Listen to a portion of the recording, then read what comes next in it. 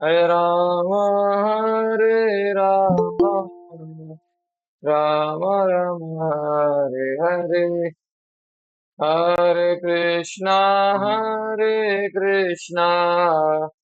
कृष्णा कृष्णा हरे हरे हरे राम राम राम हरे हरे हरे कृष्णा कृष्णा कृष्णा हरे हरे हरे राम राम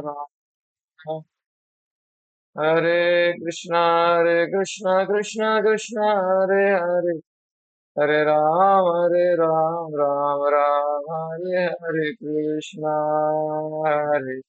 कृष्णा कृष्णा हरे हरे हरे राम हरे राम हरे हरे कृष्णा हरे कृष्णा कृष्णा कृष्णा हरे हरे हरे राम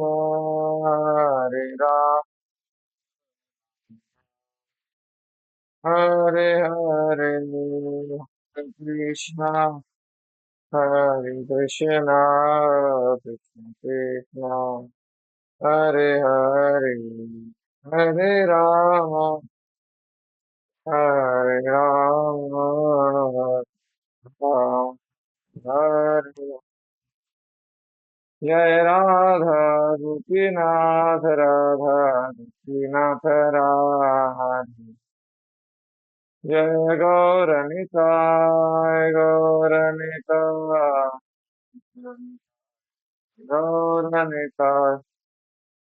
जय जय प्रभुपाद जय जय प्रभु निताय गौर हरि बोल निताय गौर हरि बोल ओम नमो भगवते वासुदेवाय ओम नमो भगवते वासुदेवाय ओम नमो भगवते वासुदेवाय नारायणं नमस्कृत्यं नरं चैव नरोत्तमं देवीं सरस्वतीं व्यासं ततो जयन्तीं नष्टप्रायेषु भद्रेषु नित्यं भागवत सेवया भगवती उत्तमा श्लोके भक्ते भवतु मे नित्यम् कृष्णाय वासुदेवाय देवकीनन्दनाय नन्दगोपकुमाराय गोविन्दाय नमो नमः नमः पङ्कजनाभाय नमः पङ्कजमालिने नमः पङ्कजनेत्राय नमस्ते पङ्कजाग्रये हरे कृष्ण। वो श्रीमद् भागवतम प्रथम स्कंद है 8 श्लोक संख्या 4 से हम चर्चा कर रहे थे। इसका ओरियो अध्याय का हमने देख लिया था। थोड़ा 1 मिनट रुकना पड़ेगा। तब तक आप 2 बार हरे कृष्ण मंत्र बोल लीजिए।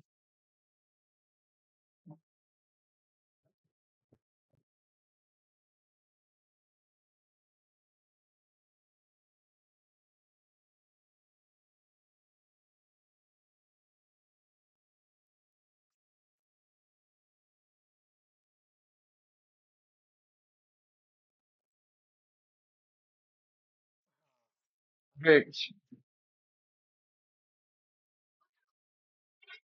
हरे कृष्ण।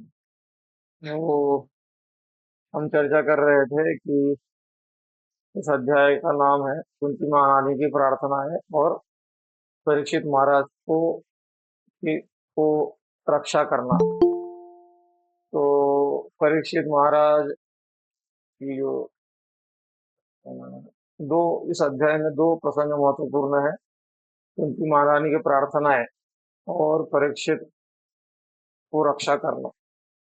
तो पिछला हमने तात्पर्य पढ़ा था। उस तात्पर्य में बहुत सारी चीजें प्रभुपाद जी ने कही थी। उसको हम समझने का प्रयास करते हैं इसे दोहरा के आपके साथ में हम शेयर कर रहे हैं। तो तात्पर्य को डायरेक्ट पढ़ने से पहले गुरु गौरांगों को याद करते हैं। ओम अज्ञानतिमिरन्धस्य ज्ञानाञ्जनशलाकया चक्षुरुन्मिलितं येन तस्मै श्रीगुरवे नमः। श्रीचैतन्यमनोभीष्टं स्थापितं येन भूतले स्वयं रूप कदा मह्यं ददाति स्वपदान्तिकम्।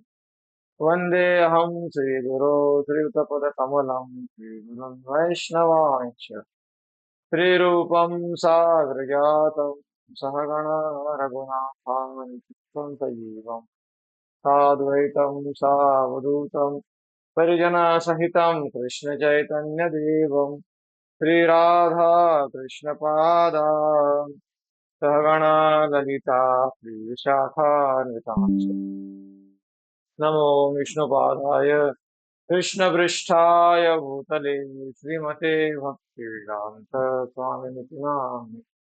नमस्ते सारस्वती देवी गौरवाणी प्रचारिणे निर्विशेष शून्यवादी पाश्चात्य देशतारिणे नमो महावदान्याय कृष्ण प्रेम प्रदायते कृष्णाय कृष्ण चैतन्य नाम्ने गौरतिशे नमः।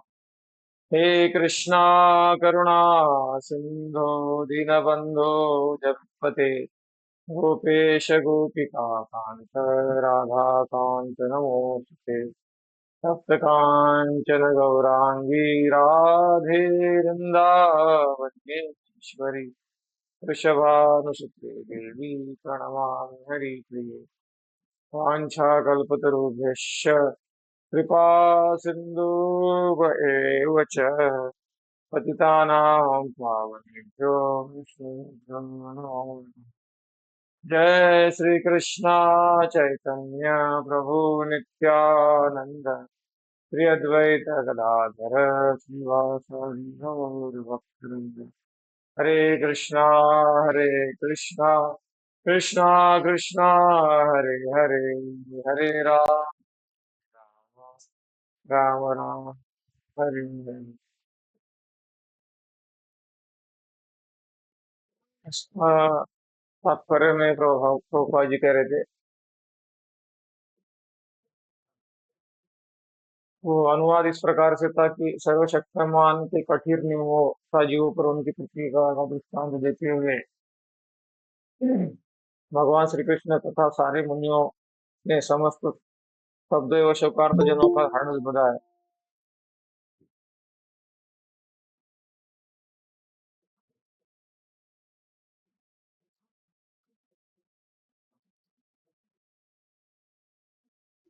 हर्ष बधाया।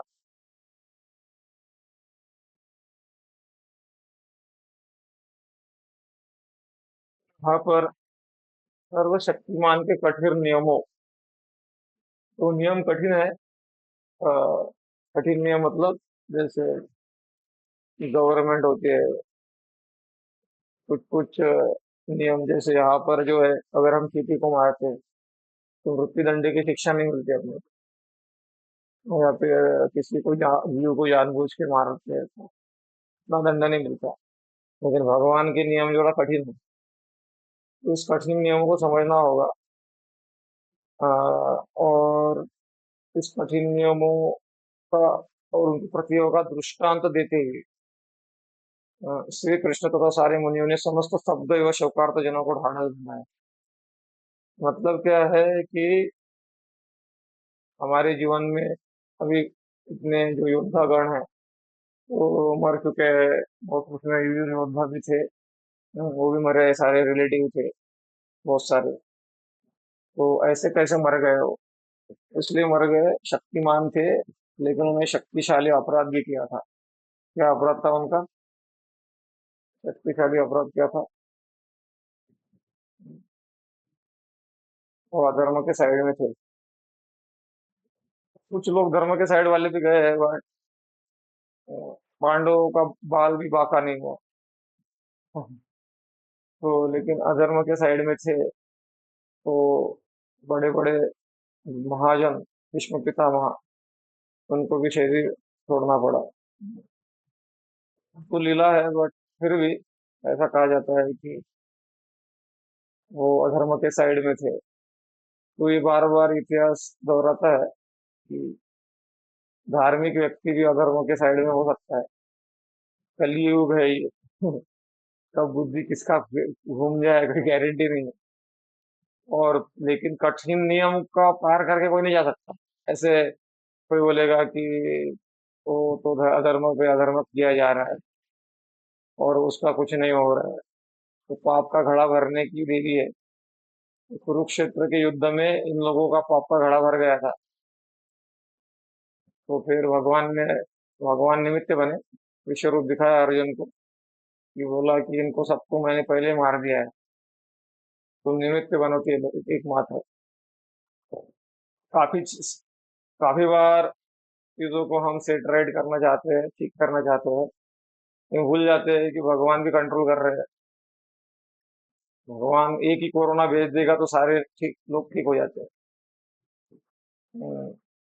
जो भी अहंकार से पूरित है, प्रॉपर्टी, ये वो, हम अमीर है, ये एडवांस है, वो लोग भी घुटने पे आ जाते हैं।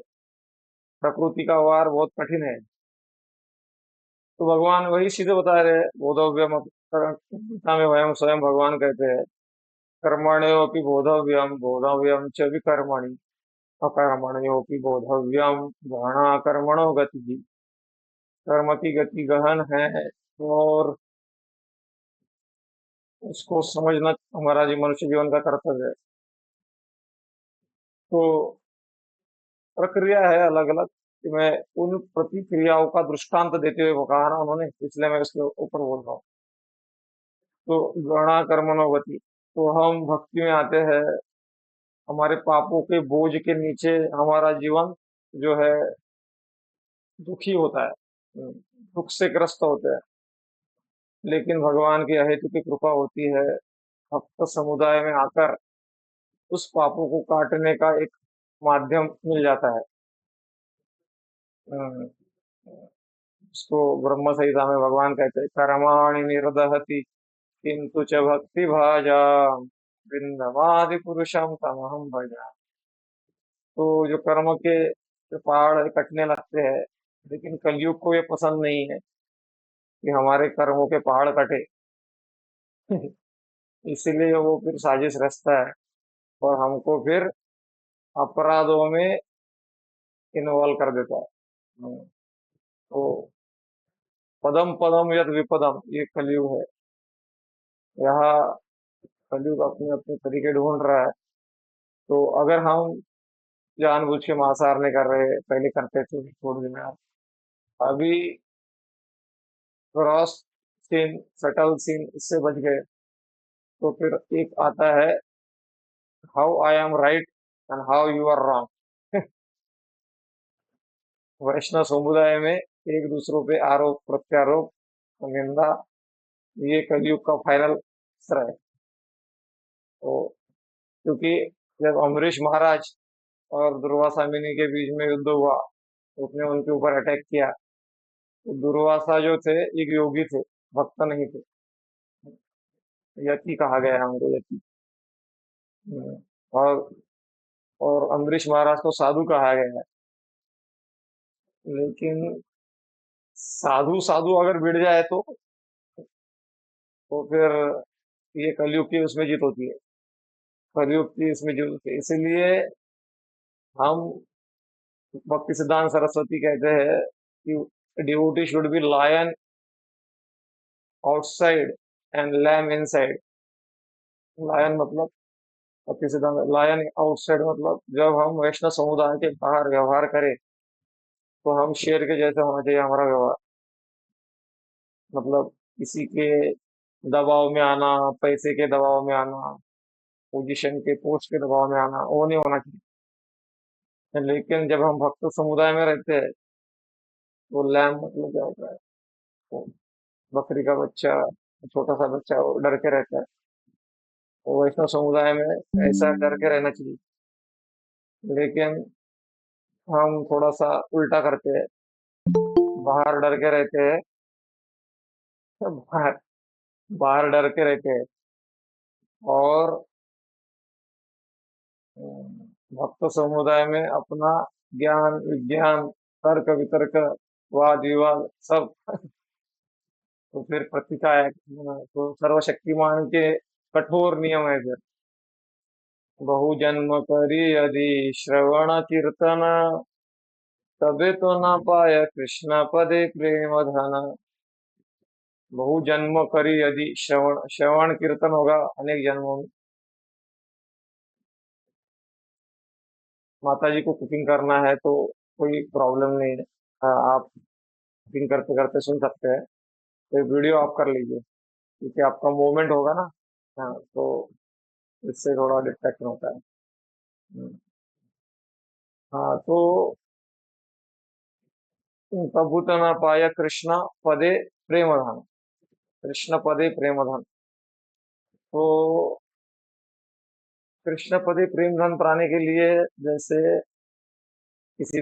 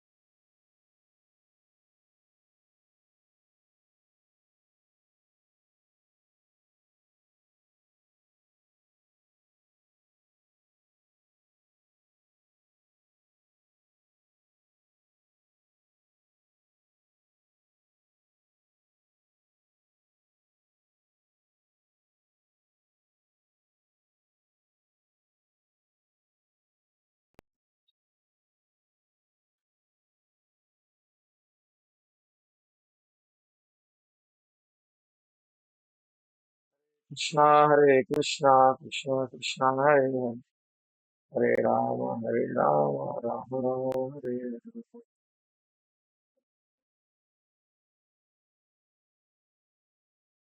हरे कृष्णा कृष्णा कृष्णा हरे हरे, हरे राम राम राम हरे हरे।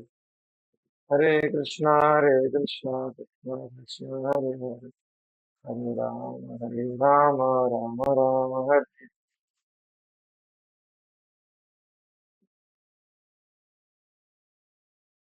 आप जब आपने जब रिप्लाई किया तो मुझे पता चला कि ब्लूटूथ कनेक्ट नहीं था। अभी ब्लूटूथ हो गया कनेक्ट। आवाज तो आ रहा था ना, लेकिन अभी आ रहा हाँ, है आवाज। आ रहा है प्रभु हाँ। जी, आवाज शुरू से ओके। क्लियर आवाज आ रहा है प्रभु जी। हरे ठीक है। कृष्ण। वो रिकॉर्डिंग नहीं हुआ लेकिन इसका ठीक है, चलेगा। तो यहाँ पर बताया जा रहा है कि प्रभुपाद जी कह रहे हैं तात्पर्य में, परमेश्वर के आदेशों के अधीन प्रकृति की कठिन नियमों नियम किसी जीव के द्वारा बदले नहीं जा सकते। तो वैसे ही आचार्य इस चीज का जो है इस चीज का मतलब ट्रायंगल है, गुरु साधु और शास्त्र। तो गुरु ने जो कहा, जैसे गुरु कुछ कहते हैं तो गुरु के आदेशों को बदला नहीं जा सकता, गुरु का आदेश है। लेकिन गुरु कुछ चीजें कहते हैं जो हमको समझ में नहीं आए, तो फिर साधुओं से उसको समझना होता है और शास्त्रों से उसको समझना होता है। तो ये ट्रायंगल है। कभी भी भक्ति करते हैं हम तो काफी बार हमको बोलते हैं कि गुरु ने मुझे कहा कि गुरु ने मुझे कहा कि जो भी गिरता है उसको उठा लेना। तो हम इसी को पकड़ के बैठे हैं। गुरु ने कहा जो भी गिरता है उठा लेना। लेकिन आप अगर विद्वान लोगों को मिलोगे तो वो आपको बता देंगे कि मतलब वो आपको स्टोरी से अगर याद आ रही है, घोड़े के ऊपर गुरु जी बैठे थे और शिष्य नीचे चल रहे थे। तो अचानक घोड़ा थोड़ा सा हिला तो गुरु जी का कमंडल नीचे गिर गया। तो शिष्य ने उठाया नहीं। तो गुरु जी ने कहा तुमने नहीं उठाया, कमंडल क्यों नहीं उठाया आपने? तो शिष्य कहता है कि आपने मुझे बताया ना था उठाने के लिए, इसलिए नहीं उठाया। मैं आपका आज्ञाकारी शिष्य हूँ। तो गुरु कहते हैं इसके बाद में जो भी गिरता है उठाने। तो फिर आगे आगे चल के क्या करता है, घोड़ा मल त्याग करता है। उसको दौड़ के शिष्य जाता है, उठा लेता है और गुरु जी को प्रदान करता है। गुरु जी लीजिए, आपने बोला था जो भी गिरता है। अरे मूर्ख, जो भी गिरता है मतलब ये चीज छोड़ के। तो अभी आगे भी स्टोरी है। आगे चल के फिर गुरु जी लिस्ट बना के देते हैं शिष्य को, ये गिरता है तो उठा लेना, वो गिरता है तो उठा लेना, पूरा लंबा लिस्ट रहता है। आगे चल के घोड़ा ज्यादा ज्यादा ही उछलता है तो गुरु ही गिर जाता है। तो शिष्य तुरंत लिस्ट निकालता है। लिस्ट में गुरु जी ने क्या क्या लिख के दिया था, ये लिख के दिया था, ये लिख के दिया था, इसमें तो गुरु जी है ही नहीं। गुरु जी आवाज दे रहे हैं, गुरु जी मैं लिस्ट चेक कर रहा हूँ, इसमें तो आपका नाम ही नहीं है, तो आपको कैसे उठाने? तो ये बोलते कॉमन सेंस। कलयुग में जीव सारग्राही नहीं रहेंगे, हारवाही रहेंगे। इतने प्रभुपाद जी के शिक्षाओं पर शिक्षा है ग्रंथों में, भरी पड़ी है। लेकिन हम डिसीजन किस लिए चीज पर लेंगे? जो प्रभुपाद जी ने कोई लेटर दिया था, वो देश काल परिस्थिति के अनुसार दिया था, उसी आधार पर हम निर्णय लेंगे। और वो भी किस लिए लेंगे? वो अपना एजेंडा, अपना कुछ स्वार्थ है पूर्त करने के लिए, ठीक है, इसलिए। लेकिन अगर शास्त्रों से पूछोगे तो शास्त्रों में ऐसा कभी नहीं है कि गुरु ऐसा कभी नहीं कह सकते। तो अभी मैं इसको थोड़ा इनडायरेक्टली आज के विषय को ला रहा हूँ, क्या इसको आवश्यक है इसलिए ला रहा हूँ इसको। तो जैसे शास्त्र, जैसे अभी प्रभुपाद जी, कुछ लोगों का कहना है, एक था मत, और वो ज्यादा लोग नहीं है, एक दो ही लोग है, तो उनका मत ऐसा है कि प्रभुपाद जी ने लेटर में लिखा कि मेरे बाद में कोई शिष्य नहीं होगा, सब मतलब गुरु नहीं होगा, मैं ही गुरु हूँ। तो उस समय वो जो प्रभुपाद जी बीमार चल रहे थे, तो प्रभुपाद जी हर जगह जाना संभव नहीं था प्रभुपाद जी के लिए। तो प्रभुपाद जी ने कहा कि आज के बाद में ये जो मेरे शिष्य है वो मेरे ओर से दीक्षा देंगे, लेकिन गुरु मैं ही रहूंगा, ऐसा प्रभुपाद जी ने कहा। अभी उसको लेटर को उन्होंने उस स्थिति को हैंडल करने के लिए, जो गुरु जी जो थे वो प्रभुपाद जी तो बीमार हो गए थे, तो उनको हैंडल करने के लिए उन्होंने वो पता लिखा था। अभी उसका निष्कर्ष ये निकाला गया, क्योंकि प्रभुपाद जी शरीर छोड़ दिए, फ्यूचर में वैसे इंस्ट्रक्शन मतलब किताबों में तो भर भर के है कि गुरु का जो शिष्य होता है, नहीं, शिष्य, हाँ, गुरु का जो शिष्य होता है भविष्य में गुरु बनता है। तो बहुत ज्यादा कन्वर्सेशन में भर भर के है कि आपको भी शिष्य बनाना चाहिए, आप भी गुरु बनोगे भविष्य में, ऐसा भर भर के लिखा है उन्होंने। लेकिन शुरुआती दिनों में जो प्रभुपाद जी के शिष्य थे उनका उम्र बहुत कम था, और प्रभुपाद जी को पता था अभी ये तुरंत गुरु बनने के लायक नहीं, मतलब उम्र कम था, अनुभव भी कम था। 5 साल 10 साल में क्या गुरु बन जाएंगे ना। मूवमेंट, जब प्रभुपाद जी का मूवमेंट शुरू हुआ 1969 में, और प्रभुपाद जी ने शरीर छोड़ा 77 में, नहीं, हाँ, कोई 68 69 से लेकर 1970 में, कितने शरीर छोड़ने का ईयर भी याद नहीं आ रहा है। जो भी 12 साल का ही पीरियड था वो, ज्यादा हाँ, समय नहीं था। वो 12 साल में शिष्य क्या, 12 साल का शिष्य कोई गुरु देने दीक्षा देने के लिए लायक बन जाता है क्या? बनने का कोई, जैसे कोई गौर गोविंद महाराज जैसे शिष्य थे प्रभुपाद जी के, वो थे, वो एक्चुअली इतने सिद्ध है ऐसा माना जाता है, मतलब उनका बहुत भगवान के साथ में लीला वगैरह होता था। और बाकी लोग, बाकी शिष्यों के बारे में भी हम कमेंट नहीं कर सकते, लेकिन प्रभुपाद जी का उस समय ऐसा मान्यता था कि अभी तुरंत ये शिष्य गुरु गुरु नहीं बन सकते तुरंत, तो आप लोग मेरे बिहाफ में दीक्षा दो, उस स्थिति के लिए वो था। लेकिन प्रभुपाद जी की किताबों को पढ़ोगे तो हायरार्ची होती है ग्रंथों की। तो बोनाफाइड माना जाता है प्रभुपाद जी का कन्वर्सेशन। कन्वर्सेशन के बाद में नहीं, जो लेटर लेटर सबसे नीचे में है, मतलब लेवल ऑफ ऑथोरिटी बोलते हैं उसको, आचार्य की। तो रूम कन्वर्सेशन व्यक्ति को देख के किया जाता है। फिर बाद उसके बाद में लेटर है। लेटर के बाद में जो है ग्रंथ है, और ग्रंथ के बाद में कुछ नहीं है। तो ग्रंथ में प्रभुपाद जी ने कहा my books will be for 10,000 years, आज से लेकर 10,000 साल तक वो ग्रंथ रहेंगे। तो ग्रंथों से जो सार बाहर बात निकल के आती है, उसको भविष्य में शिष्यों को लागू कराना है, ना कि लेटर से। लेटर क्या होता है, एक स्थिति को लेकर देकर लिखा जाता है। लेकिन क्या हुआ, अ, उस चीज को भविष्य में भी ऐसा ही होगा करके विरोध किया गया एक दो शिष्यों के द्वारा। तो ये जो है, इसी को ऋत्विकवाद कहते हैं। कि ऋत्विकवाद मतलब, तो इसको एक कॉमन सेंस समझिए। प्रभुपाद जी ने ग्रंथों में बोला है बार बार कि मेरे शिष्य जो है गुरु बनना चाहिए। बहुत सारे ग्रंथ आप प्रॉपर पढ़िए, प्रभुपाद जी ग्रंथ, तो उसमें लिखा है। अभी कोई भी आचार्य, जैसे इनके गुरु ये इनके शिष्य ये गुरु बने, उनके शिष्य ये गुरु बने, मतलब शिष्य गुरु बनेगा ऐसा जरूरी नहीं है। कोई नालायक भी निकल सकता है, वो भी प्रॉब्लम नहीं है, वो भी है। लेकिन ऐसा कभी हो सकता है कि गुरु सोचेगा कि मेरे भविष्य में आने वाले सारे शिष्य सब सारे नालायक होंगे, और कोई गुरु नहीं बन सकता, और कोई गुरु बनना ही नहीं चाहिए। ये कोई परंपरा सिस्टम है क्या? इसको तो कोई आचार्य सिस्टम, परंपरा कोई रिकमेंड नहीं करता, कोई आचार्य रिकमेंड नहीं करता। भगवान स्वयं बोले गीता में, एवं परंपरा प्राप्तम इमं राजर्षयो विदु स काले नेह महता। परंपरा परंपरा की बात प्रभु भगवान ने भी कही है। लेकिन क्या होता है, कलयुग के प्रभाव से इस सार को नहीं समझ पाते, हम भार को पकड़ लेते हैं और फिर अपराध करते हैं। तो कलयुग यह है कि हम, कलयुग क्या है, यही है, बुद्धि बिगाड़ने का काम करता है। कलयुग क्या करता है, बुद्धि बिगाड़ के अपराध कराने का काम करता है। और फिर हम कठोर नियमों के अधीन हो जाते हैं।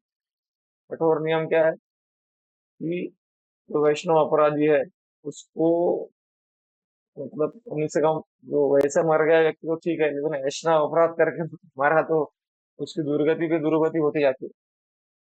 भगवान सब कुछ क्षमा कर सकते हैं। एक संत को किसी ने पूछा कि भगवान किस चीजों को क्षमा कर सकते हैं, तो संत ने उत्तर दिया, भगवान सब कुछ क्षमा कर सकते हैं, केवल अपने जनों की निंदा, अपने जनों का अपराध वो सहन नहीं कर सकते। क्योंकि साधुनाम हृदयम मह्यम।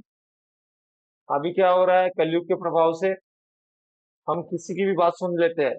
कोई भी निंदा करता है, आपके यहाँ पर स्क्रीन पे कुछ टीवी चल रहा है, वो कोई बच्चा देख रहा होगा तो ठीक है, लेकिन वो मुझे यहाँ दिखाई दे रहा है स्क्रीन। तो उसको थोड़ा अगर संभव है तो आपका एंगल, मोबाइल का एंगल चेंज कर लीजिए। उसको नहीं बोल सकते। हाँ ठीक है। तो तो नियमों का जो है,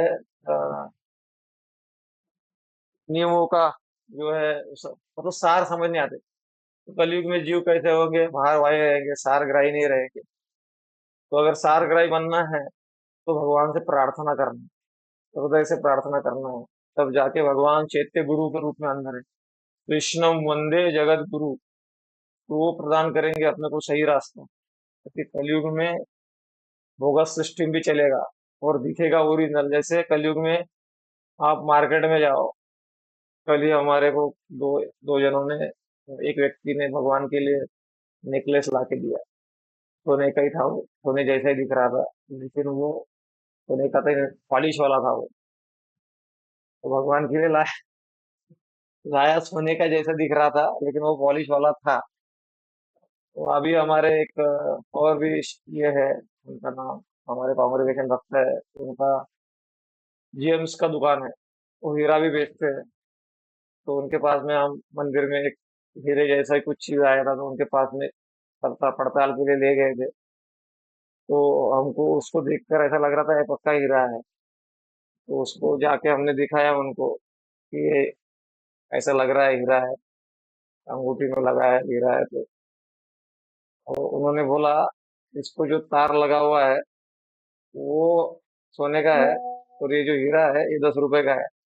हम्म, अमेरिकन अमेरिकन अमेरिकन डायमंड है बोला। तो उन्होंने निकाल के हमको असली हीरा दिखाया। तो दिखने में मैं बोला ये तो ज्यादा चमक रहा है ये ओरिजिनल लग रहा है, ये डुप्लीकेट लग रहा है। तो कलयुग में बहुत मुश्किल है तार को पकड़ना, इसलिए भगवान का साथ साथ प्रार्थना भी करना चाहिए हृदय से, कि वही तो है हमारे असली मालिक। वही हमको सही, अब हमारे, हमको जब भगवान कृपा करते हैं तब हमारे जीवन में गुरु आते हैं। लेकिन हमारा इच्छा भी सही होना चाहिए ना। हमारा इच्छा अगर गड़बड़ है, हमको पूजा लाभ प्रतिष्ठा चाहिए संसार का, तो फिर गड़बड़ हो जाएगा। तो ठीक है, आगे बढ़ते हैं हम। कठोर, और हम कठोर नियमों के अधीन हो जाएंगे अधर्म में पड़ेंगे तो। सारे जीव निरंतर, सारे जीव निरंतर सर्वशक्तिमान भगवान के अधीन रहते हैं। भगवान ही सारे नियम तथा आदेश बनाते हैं, जिन्हें सामान्य रूप से धर्म कहते हैं। तो कोई भी व्यक्ति धार्मिक नियम नहीं बना सकता, कोई भी व्यक्ति धार्मिक नियम नहीं बना सकता। लेकिन ये जो आसुरी प्रवृत्ति है, जैसे शास्त्रों से कुछ लेने का, जैसे कृष्ण ने, भगवान ने रासलीला किया, ऐसा लेने का, फिर हम भी कुछ ऐसा टाइम पास करने का और बोलने का कृष्ण ने तो ऐसा किया था। तुमको समझ में आता है क्या? वो जो अध्यात्म का टॉप मोस्ट लेवल है, वो जो बड़े बड़े विद्वान लोग जो है, जब रियलाइजेशन होता है तब जाके वो समझ में आता है रासलीला क्या है। और उसको तुम अपने लेवल पे लेके आ रहे हो। तो कोई भी व्यक्ति धार्मिक नहीं नहीं बना सकता, भगवान के आदेशों का प्रामाणिक धर्म है। तो अपने नियम हम बना देते हैं अपने स्वार्थ पूर्ति के लिए। अभी फिर से मैं उस विषय में आता हूँ कि जो ऋत्विक वाले हैं उनका कहना ऐसा है कि प्रभुपाद जी ने 11 लोगों को ऋत्विक करके स्वीकार किया था। 11 लोग ही थे जो आगे चल के गुरु जी प्रभुपाद जी के बिहाफ में दीक्षा देंगे। लेकिन उसके बाद में जो आएंगे वो, उनको कुछ ने रिकमेंड किया था। हम्म, और ऐसा प्रभुपाद जी ने तो 11 ही लोगों का नाम लिया, फिर बाकी लोगों का नाम किसने लिया? वो तो प्रभुपाद ने नहीं लिया। फिर आप लोग कौन से आधार पे डायरेक्ट प्रभुपाद से दीक्षा दिला रहे हैं लोगों को? वो तो कॉमन सेंस है ना। ठीक है, उनका कहना कहना है कि ये लेटर में 11 लोगों का नाम है, इनको प्रभुपाद ने बोला था आप ऋत्विक बनो और मेरे बिहाफ में दीक्षा देना और मैं ही गुरु रहूंगा। वो ठीक है, अभी वो सब चले गए। एक ही बाकी है, बचा है, जयपताका का स्वामी महाराज। और जयपताका का स्वामी महाराज जो बचे हैं, वो भी उस चीज को नहीं मानते। हाँ, प्रभुपाद जी के सारे शिष्य है, कोई नहीं मानता। आप मुझे बताइए, सिंपल लॉजिक में पूछता हूँ आपको। प्रभुपाद जी शुद्ध भक्त थे, बराबर है? शुद्ध भक्त थे। अभी प्रभुपाद जी शुद्ध भक्त थे क्या? उनके सारे के सारे शिष्य जो है प्रभुपाद जी की इच्छा के विरोध में कार्य कर रहे हैं? ऐसा हो सकता है क्या? प्रभुपाद जी एक भी शुद्ध भक्त प्रभुपाद दे नहीं पाए। वैसे तो बहुत सारे शुद्ध भक्त है, लेकिन मैं उदाहरण के लिए बता रहा हूँ, अंडरस्टैंडिंग के लिए बता रहा हूँ। क्या प्रभुपाद ऐसे इम्पोर्टेंट आचार्य थे जो अपने बाद में कोई एक आचार्य दे नहीं पाए? कोई जो अच्छे से अच्छे बढ़िया शिष्य वो दे ही नहीं पाए, इसलिए सब नालायक वाले थे। इसलिए प्रभुपाद जी ने बोला कि सब मैं ही गुरु बनूंगा। ये कोई लॉजिक काम करता है क्या? कि भविष्य में कोई भी गुरु नहीं बनना चाहिए। और ये जो है, ये लॉजिक बिल्कुल काम नहीं करता है। लेकिन क्या है, अपना स्वार्थ सिद्ध करना है तो फिर लोग कुछ भी उससे निकालते हैं। इसीलिए अपना मोटिवेशन सही रखने का, कि हमको प्रभुपाद जी को प्रसन्न करना है, परंपरा को प्रसन्न करना है। डायरेक्ट जंप करने का जो स्वभाव है ना, ये पहले से चलता है। हम डायरेक्ट कृष्ण को प्रसन्न करेंगे, स्वामी तुम्हारे भक्तगणों में हमसे बढ़कर कौन। हम्म, कृष्ण को हम परंपरा से प्रसन्न किया जाता है। तो डायरेक्ट ही आपको भक्त बनना था, जैसे वो जो श्रीमान प्रभु कहते हैं कि हमको डायरेक्ट प्रभुपाद जी दीक्षा लेना है, लेकिन उसने तो प्रभुपाद जी के शिष्य से दीक्षा लिया। फिर उनसे क्यों लिया आपने? अब डायरेक्ट आपको इतना ही कृपा था आपके ऊपर प्रभुपाद जी का, तो आपको डायरेक्ट सपने में प्रभुपाद आते, वो सपने में दीक्षा दे देते कि ये सब छोड़ो, डायरेक्ट मेरे से दीक्षा लो। फिर है ना, प्रभुपाद जी उनका ऐसा कहना है कि विग्रह कोई मरे नहीं है, जीवंत है, वो सही है। तो विग्रह फिर आपको डायरेक्ट बोलते कि जब आप इस्कॉन से, आप पहले वो लोग इस्कॉन से जुड़े थे, जब आप इस्कॉन से जुड़े थे, जुड़ने से पहले प्रभुपाद जी बोलते कि प्रभुपाद जी किसी के सपने में आते, ये व्यक्ति है वास्तविक मेरी इच्छा को पूरा करेंगे। तो उसी के ठहरे डायरेक्ट सपने में जाते और सपने में जाके बोलते कि तुम क्या करो, नया चालू कर दो अपना, किसी ये सब इस्कॉन वाले के पीछे पड़ने की जरूरत नहीं है, तुम अपना ऐसा क्यों नहीं किया? तुमको एक प्रभुपाद जी के शिष्य के संपर्क में लाया भगवान ने, कृष्ण ही कंट्रोल कर रहे हैं ना सब। उनसे आपने शिक्षा दीक्षा लिया, उससे समझा चीजों को, सिस्टम को समझा और भक्ति का महत्व समझा। बाद में आपका एक स्वार्थ जागृत हो गया, स्वार्थ जागृत होके आपने अपना ही तरीका चालू कर दिया, तो आपको लूप होल मिल गया कि यहाँ पे कुछ क्लैरिटी नहीं है, क्योंकि प्रभुपाद जी ने शरीर छोड़ा, जल्दी छूट गया शरीर प्रभुपाद जी का। तो उसमें वो एक आदेश रह गया कि भविष्य में मेरे सारे शिष्य दीक्षा गुरु बनेंगे, ऐसा बोलना रह गया क्लियर क्लियर। लेकिन उस, और ये बोल दिया कि जब वो बीमार थे उस पीरियड में कि कुछ लोग मेरे ओर से दीक्षा लेंगे, वो बोल दिया, तो उसका लेटर है उनके पास में। उसी को लेकर वो क्या कर रहे हैं, अ, जो है भक्तों के बीच में मतभेद फैला रहे हैं। और नए लोग तो इसमें भ्रमित होंगे 100%। इसीलिए मैं इस विषय को लेकर अभी भागवतम में बोल रहा हूँ। मैं तो नहीं बोलता था इस विषय को, भागवतम में ये सारा बोलने की जरूरत नहीं है, बट बोलना पड़ रहा है क्योंकि। और ये भी बता देता हूँ आपको, अभी मैं रिसेंटली परम पूज्य राधानंद महाराज का प्रवचन सुन रहा था। रिसेंटली मतलब 1 घंटे पहले ही सुन रहा था। तो उसके बारे में वो समझ में नहीं आता तो बाद में हैंड रेस कर सकते हैं। ऐसा वो सिग्नल देके बीच में डिस्टर्ब होता है।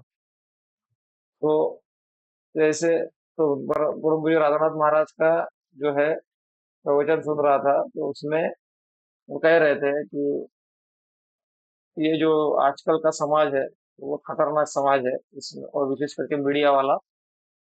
तो अगर कोई व्यक्ति किसी की निंदा नहीं करता तो उसको मूर्ख माना जाता है, और जो मीडिया में आकर बढ़ चढ़ के किसी के बारे में भला बुरा कहता है उसको विद्वान माना जाता है।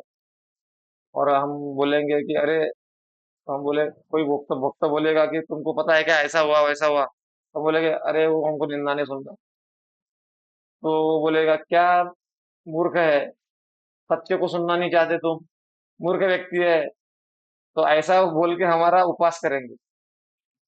तो थोड़ा सा संभल के रहना पड़ेगा अपने को। अभी ये चीजें आपको कौन से आधार पे बोली गई है? शास्त्र कहता है ना, शास्त्र कहता है, शास्त्र प्रमाण है। जो दक्ष प्रजापति है किसकी निंदा कर रहा था वो? शास्त्र प्रमाण शिव जी की निंदा कर रहा था। कौन सा सर मिला उसको? बकरे का सर मिला ना। वीडियो एक भी नहीं दिख रहा है। हाँ, लेकिन शायद वो नेटवर्क का इशू होगा। तो निंदा जो है, ये इससे बचना बहुत ही इम्पोर्टेंट है, क्योंकि कलयुग इसी में भक्तों के सारे जितने भी भक्त रहेंगे कलयुग में, उनको माया के द्वारा परास्त करना आसान नहीं है। ये निंदा वगैरह के द्वारा परास्त करना बहुत आसान है। तो जितने भी भक्तों का विकेट उड़ेगा भक्ति से, जो भी जाएंगे माया में, पहले निंदा करेंगे। जिस गुरु है, गुरु की निंदा, वैष्णव की निंदा करेंगे, फिर बाय माया में जाएंगे। तो इतिहास साक्षी है, जिन भक्तों ने भी निंदा की भक्तों की, उनका दुर्गति हुआ है, सदगति नहीं हुआ। हाँ, शास्त्र प्रमाण है। तो ये मैं क्यों बोल रहा हूँ? यहाँ पर भगवान ही सारे नियम तथा आदेश बनाते हैं। तो भगवान ने शास्त्रों के द्वारा नियम बनाए हैं। भगवान के आदेश भगवत गीता में स्पष्ट रूप से घोषित किए गए हैं। प्रत्येक व्यक्ति को चाहिए कि वह केवल उनका या उनके नियमों का अनुसरण करे।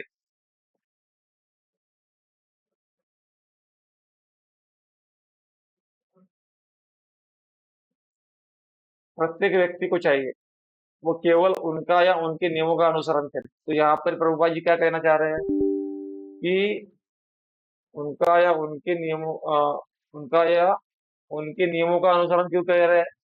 क्योंकि भविष्य में ऐसे लोग आएंगे जो पर्सन को फॉलो करेंगे। तो व्यक्ति को हम अंधा कानून के जैसा फॉलो नहीं करना चाहिए। तो इसीलिए शास्त्र अध्ययन बोला है। प्रभुपाद जी ने क्या कहा इस्कॉन में? चार चीजों को कहा। Books are the basis. Books are the basis. और तीन कौन से हैं? किसको पता है?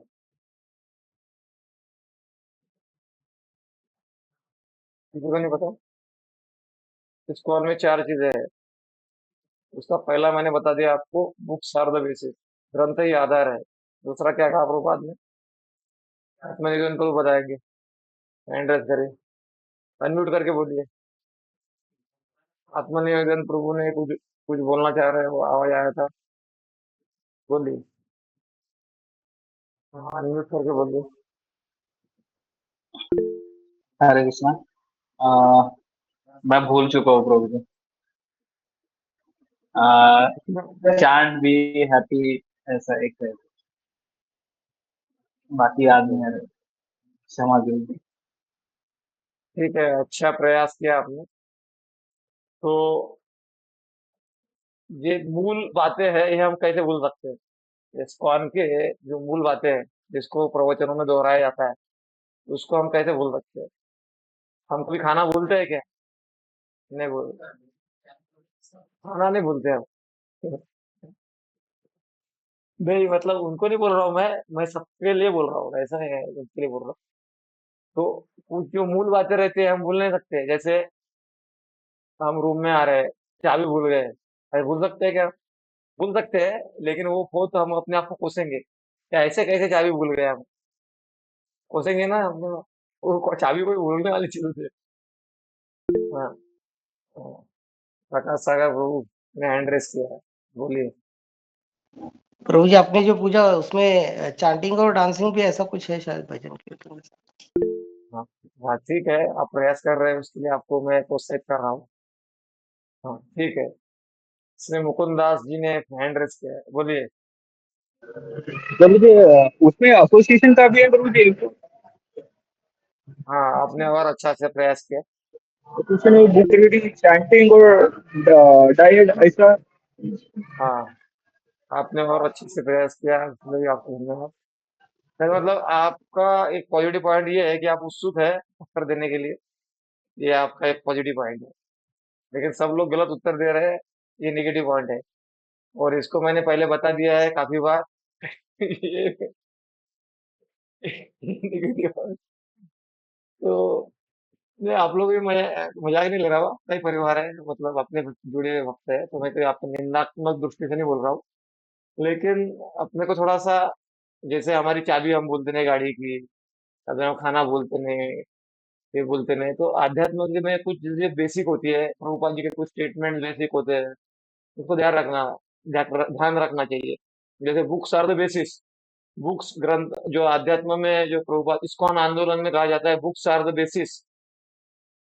और दूसरा बोला जाता है बुक्स ये आर द बेसिस। इसको एक्सप्लेन करता हूँ मैं कि जो भी हम कार्य कर रहे हैं, कुछ भी कर रहे हैं, सेवा कर रहे हैं, उसका बुक्स में वर्णन है क्या? Books are the basis. हाँ नहीं, मतलब ऐसा सोचना है हमको, जो भी कार्य करते हैं, जो भी हम कार्य करेंगे, उसका आधार क्या है? बुक है। हम ऐसे कुछ जो मनगढ़ंत कोई चीज निकाल लिया हमने, जिसको बुक्स में दिया ही नहीं प्रभुपाद ने, तो इसीलिए बुक्स आर द बेसिस। दूसरा क्या है? Utility the principle. उपयोगिता ही सिद्धांत है। मतलब ऐसा कोई चीज नहीं है नालायक, ये व्यक्ति नालायक है, ये कोई काम का नहीं है। प्रभुपाद जी ने हिप्पी लोगों को, जो नालायक थे, उनको भी उपयोग कर लिया, भक्ति में लगा दिया और उनसे सेवा करा लिया।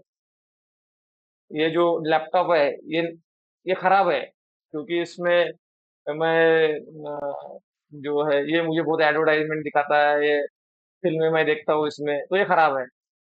लेकिन अभी इसमें प्रवचन भी चल रहा है ना, तो ये अच्छा हो गया ना फिर,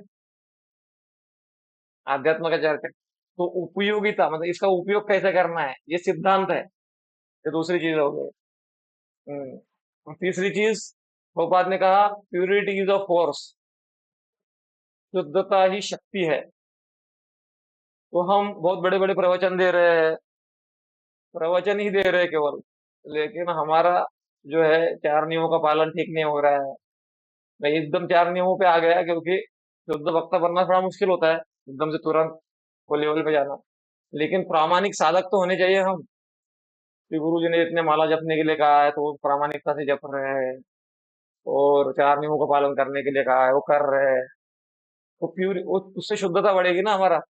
प्यूरिटी इज द फोर्स। और चौथा क्या है, अभी किसी को याद आया होगा शायद, नहीं है? ठीक है, अभी याद, भविष्य में याद रखा करिए। और चौथा है प्रीचिंग इज द इसेंस। प्रचार ही प्रचार ही सार है। तो हम इस कान में हैं, लेकिन इस कान से उस कान जा रहा है, हम जो सुन रहे हैं हम दोहरा नहीं रहे। If you have heard two words repeat two words, ऐसा प्रभुपाद ने कहा है। इसका मतलब हमको गुरु नहीं बनना है एकदम से, लेकिन इसका मतलब ये नहीं है कि मौनी बाबा बनना है। कोई भक्त है, पूछ रहा है हरे कृष्ण के बारे में, नास्तिकों को जो द्वेष है उसको छोड़ दो, लेकिन कोई श्रद्धालु है, वो जानना चाह रहा है क्या होता है हरे कृष्णा, हरे का मतलब क्या होता है, कृष्ण का मतलब क्या होता है, हरे कृष्ण महामंत्र का, उसको आपने बता दिया, तो इसका मतलब ये नहीं है कि आप गुरु बन गए। आपने एक निमित्त बने, आप भगवत सेवा करने के लिए, भगवान का जो ज्ञान दूसरों तक पहुंचाने के लिए आप निमित्त बने। गुरु ये शब्द बहुत बड़ा होता है, लेकिन आप निमित्त तो बन ही सकते हैं ना, उसमें क्या प्रॉब्लम है? हम्म, तो ये चार चीजें मूल है इस्कॉन की। कौन दोहराएगा अभी इसको?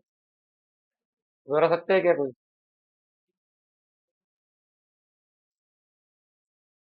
मतलब गुरु हंस रहे हैं। हंस रहे हैं मतलब वो दोहराना चाहते हैं। नहीं, हंसने ठीक है। अभी मैंने जो बताया वो मतलब उसमें समझ में नहीं गया, क्या नहीं आया वो बता दीजिए, फिर कोई बता दीजिए उसका उत्तर, कि समझ में आ गया। अनम्यूट करके बोलना पड़ेगा। अभी कुछ लोगों ने हैंड हरे रेज भी कृष्ण किया है। प्रभु जी। कौन? हाँ, माता जी। माता जी बोल रहे सेकंड हैं, वाला माता जी। हाँ, सेकंड तो वाला यूटिलिटी बाकी जो जो है। समझ में नहीं आया, जो नहीं समझ में आया उसके छोड़ के बाकी का नाम बता दीजिए। First book are the basis, और सेकंड वाला यूटिलिटी, और थर्ड वाला प्रीचिंग इज द फोर्स। नहीं, priority is the force and preaching is the force. Preaching is the essence. हाँ, तो ज्यादा इंग्लिश शब्द यूज किया इसलिए सब लोग पकड़ नहीं पाए, लेकिन फिर भी आपने अच्छा प्रयास किया। और किसने? सुधीर प्रभु ने हैंड रेस किया था। बताइए, सुधीर प्रभु। सुधीर प्रभु है क्या इधर? तो जी मेरा भी वही था। अच्छा अच्छा, ओके ओके। ये यूटिलिटी का ही पूछना था। हाँ, ओके ओके। सुरेंद्र नारायण प्रभु, आप क्या बताना चाह रहे थे? हरे कृष्ण प्रभु जी। सेकंड वाला हाँ मैं भी मतलब थोड़ा सा भूल रहा हूँ प्रभु जी, आपने बताया उसके बावजूद भी। लेकिन पहला हाँ। वाला था प्रभु जी की बुक इज द बेसिस, और सेकंड को मैं नहीं ध्यान दे पाया प्रभु जी।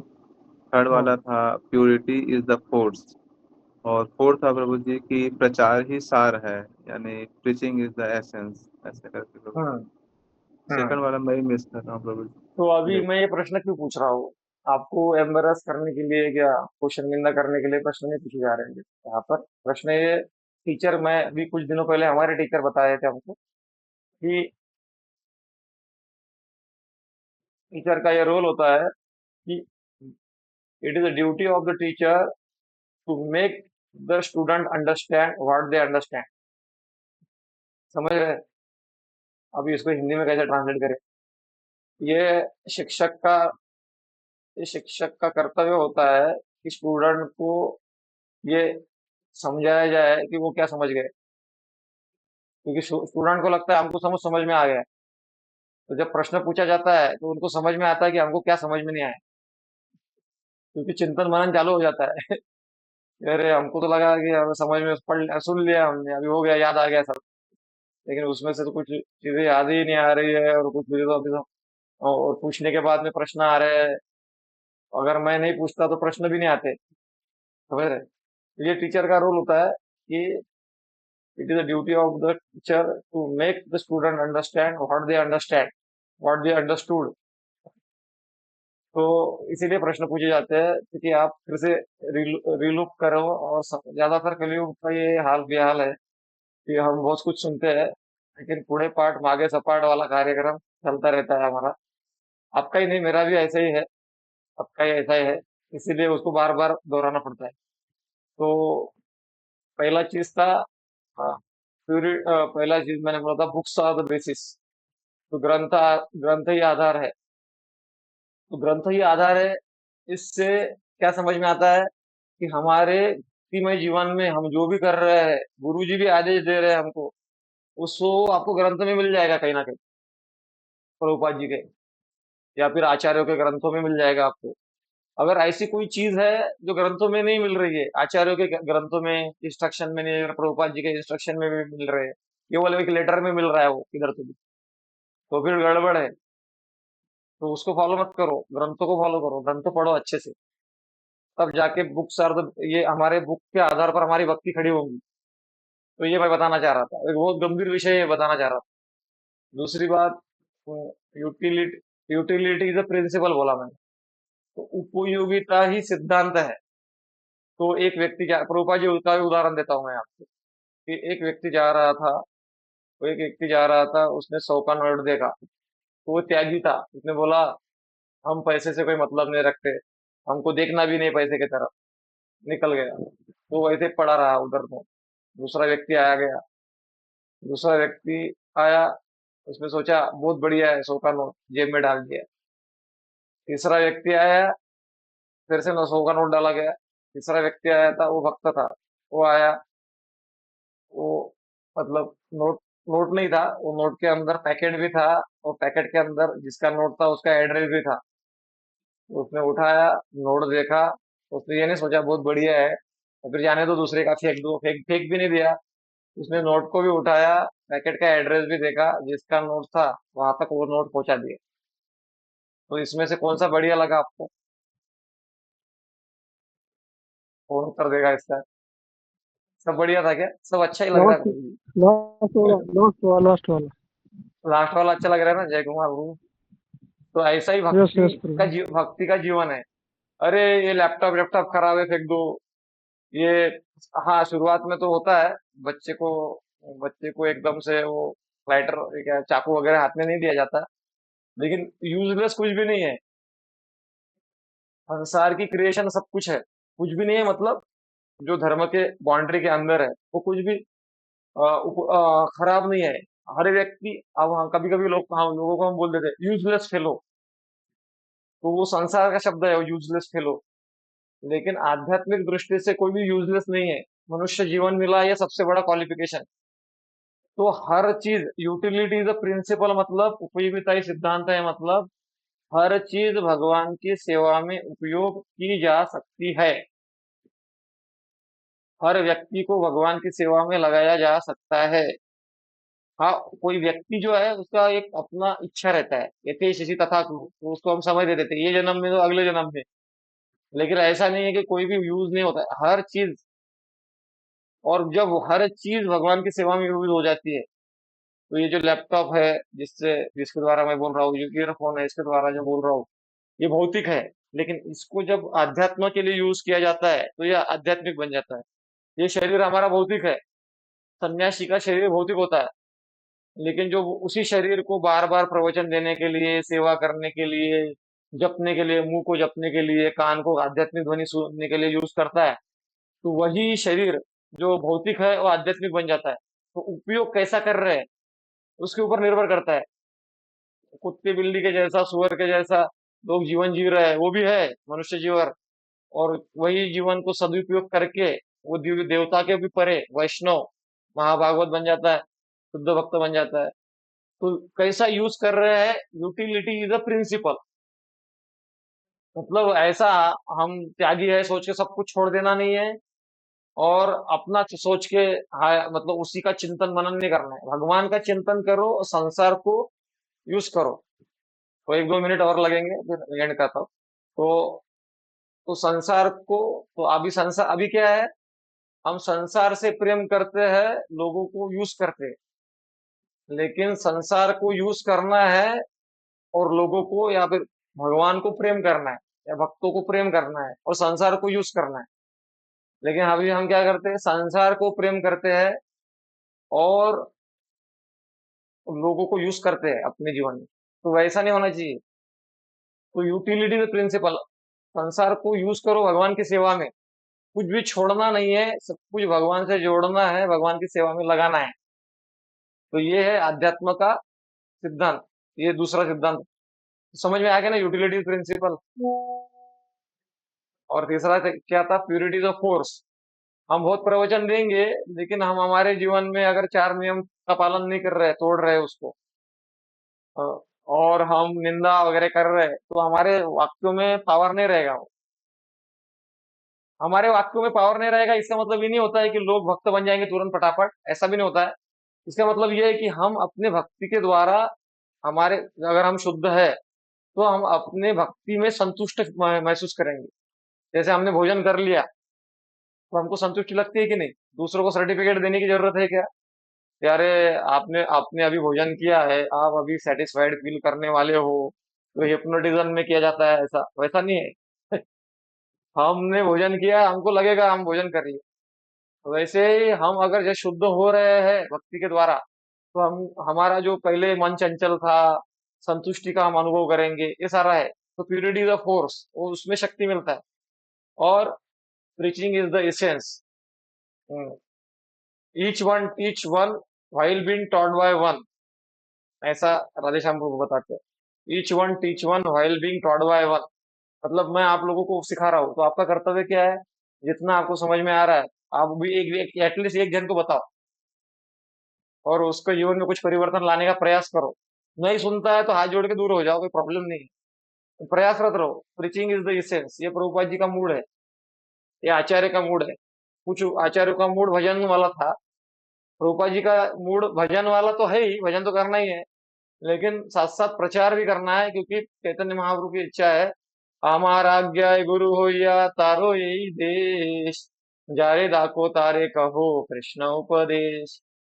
जारे दाको तारे कहो, जिसको भी देखो उसको उपदेश। चैतन्य महाप्रभु ने गुरु बनने का आदेश दे दिया पहले ही, और यहाँ पे अभी ये चल रहा है कोई गुरु नहीं बनेगा, कोई ये नहीं बनेगा, सब शिष्य ही शिष्य है। अरे ऐसा थोड़ी होता है। कुछ तो लोग हीरे, मुझे बताओ कि नकली सब रहता है तो कुछ तो असली हीरे होते हैं ना। कुछ लोग नकली निकल सकते हैं, हो सकता है, मान्य करते हैं, लेकिन असली हीरे होते हैं कि नहीं? कि कलयुग में सारे, ऐसा कोई स्टेटमेंट है प्रभुपाद का, कलयुग में जितने भी शिष्य आएंगे सारे बोगस रहेंगे, एक भी शुद्ध भक्त नहीं बनेगा, ऐसा कोई स्टेटमेंट है? तो फिर तो भक्ति का महिमा ही खत्म हो जाता था। इतना जो चेतो दर्पण मार्जनम भव महादावा अग्नि निर्वापणम, चित्त का मार्जन होता है। एक माला जपने वाला एक माला जपता है, चार माला जपता है, तो उसकी बुरी आदतें छूट जाती है। वो 4 महीने 5 महीने में बुरी आदतें छूट जाती है। 50 साल जप रहा है माला, उसका कुछ भी नहीं छूटा क्या? 50 साल से, 60 साल से, 70 साल से वो वैसे पतित ही है क्या वो? तो सिंपल लॉजिक है। तो इसीलिए हमारी निष्ठा बढ़ानी पड़ेगी, अपना जप करना पड़ेगा, और ये तो तात्पर्य पूरा हुआ ही नहीं। चलो ठीक है, तो हम फिर भी हमने कोई टाइम वेस्ट नहीं किया, सिद्धांतों को ही समझने का प्रयास किया, और इसी तात्पर्य को कल नहीं, सोमवार को आगे बढ़ाएंगे। और अपने को कोई, आप इसका मतलब ये नहीं कि आपको भागवतम इतना ही पढ़ना है, आप अपना भागवतम पूरा कंप्लीट कर लो पढ़ते पढ़ते। पर्सनल रीडिंग करते हो ना आप, तो उसमें आप रीडिंग करो, स्पीड से पढ़ो, कोई प्रॉब्लम नहीं। 10वें स्कंद तक, 12वें स्कंद तक चले जाओ, कोई प्रॉब्लम नहीं। हम थोड़ा समय ले रहे हैं क्योंकि कुछ सिद्धांतों को, अंडरस्टैंडिंग को आगे बढ़ाने, चर्चा करके उसको समझ में आता है। नहीं तो अभी अभी देखो, मैंने आपको बताया 4 बेसिक सिद्धांत क्या है, और मैंने पूछा, आप तुरंत नहीं बता पा रहे हो, तो उसको मंथन करना पड़ता है ना, चिंतन करना पड़ता है, तब जाके वो सिस्टम में फिट हो जाता है। ठीक है, हरे कृष्णा। रुक जाते हैं। दंडवत प्रणाम, हरे कृष्णा। धन्यवाद आप लोगों का। दंडवत हरे प्रणाम कृष्णा प्रभु जी। प्रभु जी, धन्यवाद। दंडवत प्रणाम, हरे कृष्णा।